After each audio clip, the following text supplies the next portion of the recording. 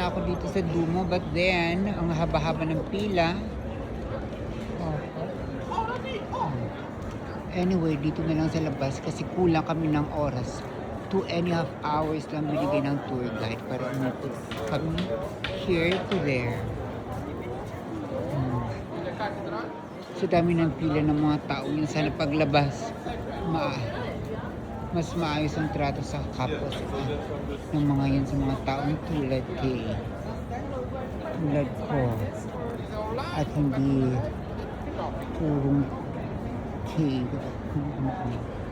Okay, so there, just enjoy the architecture. Dun sa mga builders dyan, lalo na dun sa mga marami ko nakikita. Ewan, ayan o.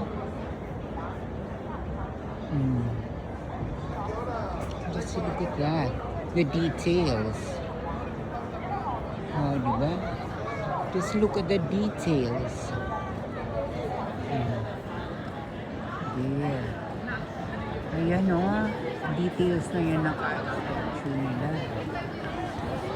Mga sculptures and everything. And ito ang isang forever construction kasi 3 centuries. 13 to 16. Nakakaloka, di ba?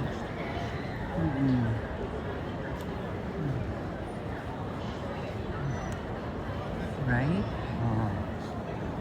So there. Yan yung okay. Ito yung famous scene sa mga movie sa rooftop. May namamatay sa rooftop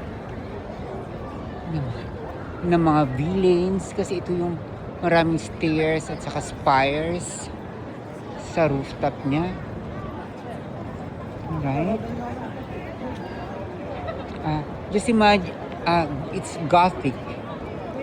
So may mga gargoyles siguro, pero hanapin natin kung saan. Anyway, Gothic, just think of Hunchback of Notre Dame. That's Gothic, pero parang this mixed kasi ayan yung mga spires. And that's the rooftop. Okay.